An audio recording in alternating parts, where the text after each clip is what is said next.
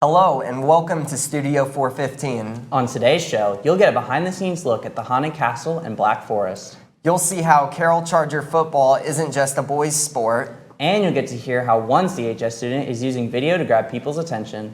All that and more coming up next.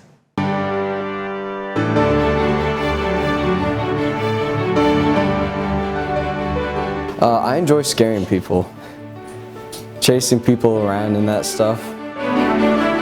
If I have one bad game or one bad play, then people will be like, I knew she wasn't going to be good.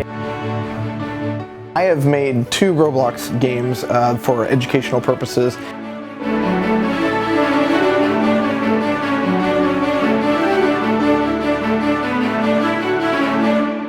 Welcome to Studio 415. I'm Brody Hines. And I'm Elijah Bush. As Halloween approaches, the Haunted Castle in Black Forest provides a thrilling experience to the Fort Wayne area for the spooky season. Studio 415 reporter Ian Pels shows how this attraction raises money for scouting and helps Carroll students develop life skills. And we want to warn you that this story has strobe lights and other images that might affect some viewers. The Haunted Castle in Black Forest has been in operation since 1980, located on 8965 Auburn Road in Fort Wayne, Indiana.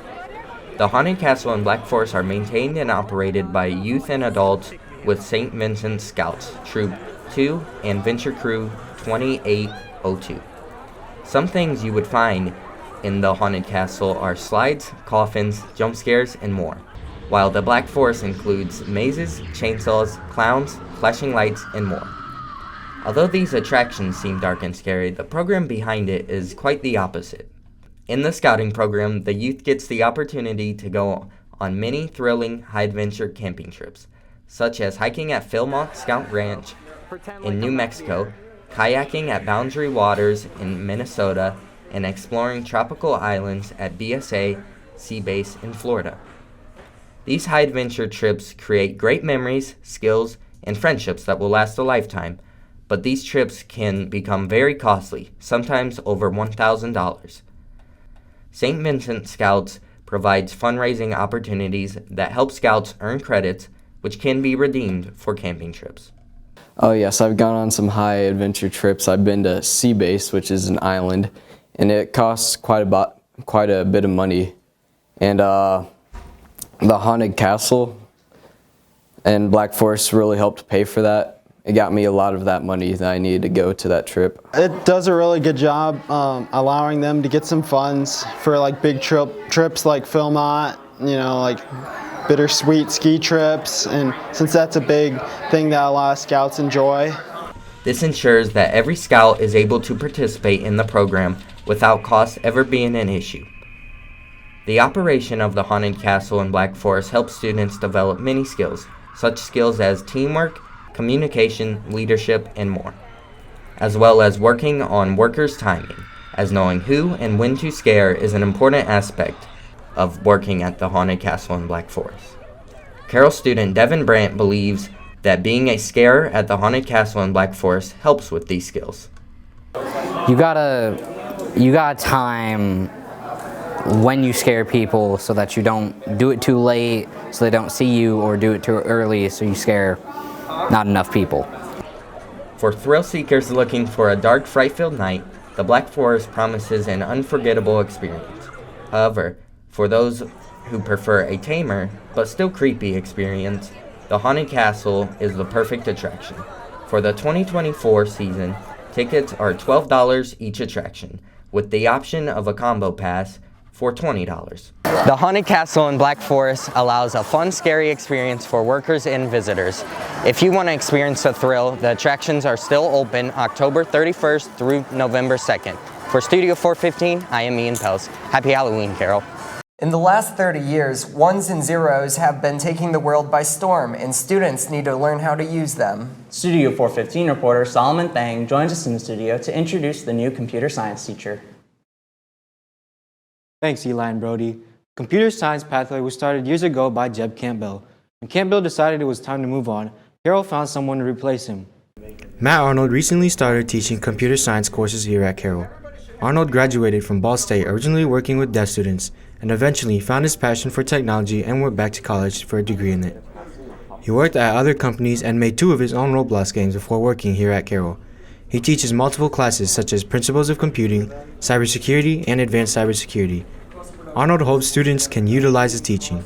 Everything that we do around the world, it's all connected, and so the better you understand it, the better you can use it and manipulate it and do what you want it to do. Like make it your own. It can be something that you have control over to build and create with. In computer science classes, Arnold emphasizes Python code, which is a type of language computers use. People in the field of computer science will be lifelong learners because there's always new technology and different codes. Students in Arnold's classes learn how code works and how they can make it their own, as well as protecting themselves or companies from viruses and hackers. Arnold replaced the old teacher, Jeb Campbell, who has moved on to work at Google. Arnold applied for the job on the NACS homepage and was hired by Principal Cleve Millian, who thinks Arnold adds value to Carroll. He brings a depth of knowledge that, in regards to software, computer programming, and those areas. Cybersecurity is obviously one that he's really, really good with, and I think he does a really good job of connecting with students and helping them build their programs. Arnold believes that AI won't take over the department and people will still need computer science. Instead, AI will be used as a co-worker. The program will also need more teachers as new computer science rooms will be built in the old weight room. Senior Andrew No feels comfortable with the new teacher and enjoys him. I feel like he lightens the environment. I feel like we have like a lot of freedom in what we do, and he like accepts that. Senior Gavin Leahy is worried if the new teacher will live up to the former teacher. Honestly, I was really worried with him coming in because Jeb was kind of a big boots to fill, and so I was really worried that he wouldn't live up to how the old teacher was, but he's come in really nice and he's a really sweet guy. According to current plans under review, the class of 2029 and beyond will be required to take some type of computer science class to graduate. From Studio 415, I'm Solomon Thang. Many students in Carroll are involved in photography and videography, but one student in particular is taking his skills to the next level. Studio 415 reporter Ethan Ratliff meets with the student to further understand his passion in videography and the secrets to his success. Introducing Tannor Marker. Marker is a senior at CHS and has been doing videography for just 1 year. He has had an interest in videos and editing since he was roughly 12 years old, but just started picking up filming and editing his own projects just last year. He specializes in sports videography, predominantly filming high school football games and making eye-catching videos as a result. Marker explains how he decided he really wanted to pursue this hobby. So my Instagram really started to gain traction, which just made me realize that I was like pretty gifted in this field. And you know, with that, my philosophy has always been like, if you enjoy doing something, just to pursue that as a career. Marker created his media-focused Instagram account, Filmed by Tannor, at the same time that he started filming in August of 2023, and it's already gaining him a decent following. He started with simply filming football games, but has since expanded to all sports, individual player mixes, and even photo shoots. Marker is now making upwards of $300 per video project. He does about 10 to 15 paid projects per month, which adds up to a total of about $2,000 to $3,000 every month from the recognition of his talents.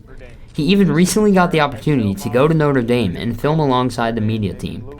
Marker has a growing work ethic and drive for creating new appealing content. He explains how his passion motivates him to have goals and learn more. Because I'm so passionate about it, I want to achieve goals in this field and just keep growing and bettering myself. Being in the third year video class at Carroll, Mass Media Production, has helped Marker gain a lot of experience with filming and editing. He has won department awards for excellence in the first 2 video classes, Principles of Broadcasting and Audio-Video Production Essentials. Marker's achievements could not have been done without the guidance of video teacher Bob Johnston. Johnston explains how Marker's passion for video sets him apart from the other students. What sets Tannor apart from other students is that he does it whether or not it's for a grade because he has to, because he's always interested in video and editing. He can't help but shoot more, edit more, learn and grow. If you want to book a video or photo shoot, be sure to contact Marker on Instagram. For Studio 415, I'm Ethan Ratliff. This next story highlights a unique and devoted player on the football team whose love for the game keeps pushing her to achieve her goals. Studio 415 reporter Max Quintero met with the only girl who plays football at Carroll to hear her story and how she's overcoming the odds. Mia Cortez is a dedicated member of the freshman football team. Bearing the number 15 on her jersey, she consistently works hard to rise above the expectations of other players both physically and mentally. Cortez has spent most of her life on the field, starting her football career playing flag football at C3 Sports in elementary school. Soon after, she began playing for Charger Youth as a member of the Black Knights and then as a running back for the Maple Creek Bobcats. Cortez believes the thing that keeps her pushing is the support and encouragement she receives from her friends on the team and also the inspiration she brings to younger aspiring athletes. I remember recently at a home football varsity game, this little girl comes up to me and she goes, "I'm trying to convince my parents to let me play football because I want to play football like you. You're really good." She has a lot of respect for her coaches too, for staying patient and helping her do her best during practices and games. But Cortez believes the best part of being on the team are all of the relationships she's been able to build up during the football season. The most rewarding part of being on the team is definitely the connections and friendships I've made. I was able to find one of my best friends through football, and I've been able to make more friends throughout the season. I've been very blessed to have found a friend that always pushes me to give my best, always telling me I have one more, I can do more, because he knows what I can do. While she does receive support, other players are not so keen about her keeping her place on the football field. Cortez says she has learned to tune out the negative remarks. There's some that don't mind me being on the team and treat me like any other teammate, and there are others that don't really like that I'm on the team and always have something negative to say towards me. I always try to act like it doesn't faze me because someone is always going to have something to say in anything you do, but you can't give them the satisfaction of letting them get in your head and bringing you down, because nobody knows what it's like to be you. We all have our own different stories, and at the end of the day, the only opinion that matters is yours. So you just have to stay true to yourself and keep your head up. With her tenacity and skill, Mia works hard to prove that she belongs in the game and that her story is far from over. For Studio 415, I'm Max Quintero. Carroll girls varsity volleyball is led by Pandy Sinesh and has had an impressive season with an overall record of 29-3 so far. Studio 415 reporter Crystal Macias spent time with the team to hear how the season is going and how the team pushes each other to achieve victory. The girls' varsity volleyball team, under the coaching of Pandy Sinesh, is ranked 6th in 4A.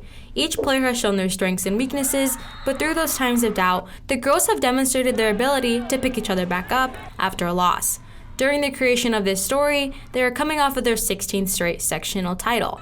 They are preparing to play Homestead at the regional level. They played Homestead back on October 3rd, where they defeated them in 5 sets. Pandy Sinesh has more than 20 years of experience in coaching volleyball.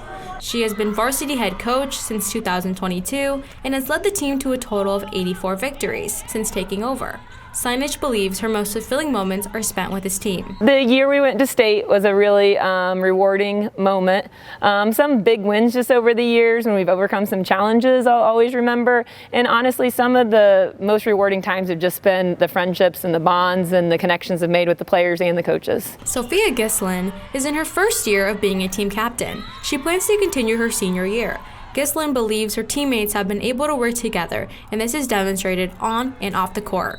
Our team is new this year. We have a lot of underclassmen, but we're all best friends. We'll be sitting in the locker room and we just make jokes the whole time, and when we go out to eat, it's just really fun. Even in the face of setbacks, Sinesh remains a steadfast source of motivation for her team, driving them towards triumph. I just feel motivated because I know we can.